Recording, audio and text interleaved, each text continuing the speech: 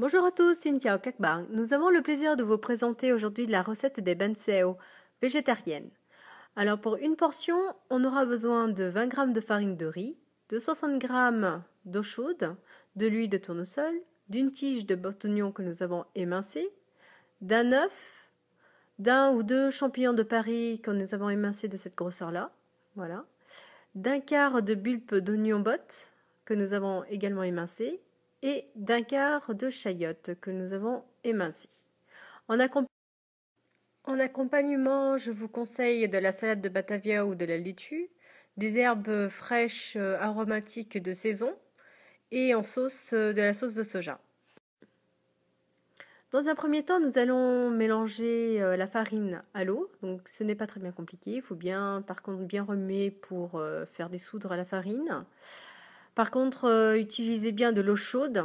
Si vous voulez tiède, si vous avez peur qu'elle soit trop chaude, mais pas de l'eau bouillante. Sinon, elle va cuire la pâte. Ensuite, on met une ou deux pincées d'émincé de tiges de pot-oignon. Donc la mienne était un peu petite, hein, je vais rajouter un chouïa, que voici, et on réserve de côté.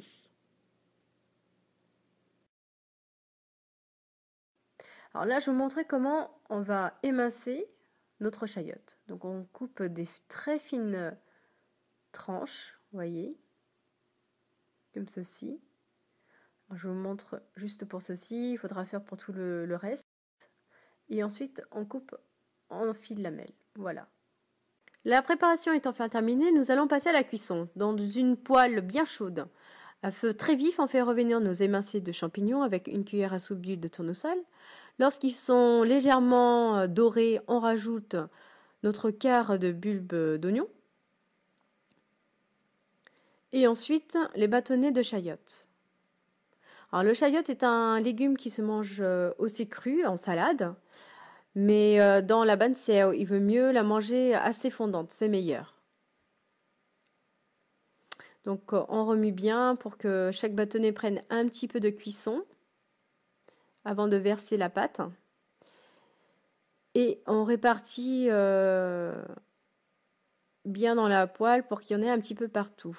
Voilà. Là, on va verser la pâte. N'oubliez pas de la redélayer un petit peu. Et on verse d'un seul coup de main. Voilà. Alors vous voyez, des petites bulles commencent à se former, ce qui est très positif, c'est-à-dire que la poêle a été très chaude et donc la crêpe va bien cuire. Là, nous allons couvrir...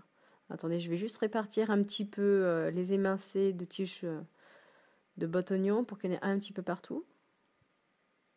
Et on recouvre pendant 1 minute. Au bout d'1 minute, on va casser notre œuf sur la moitié.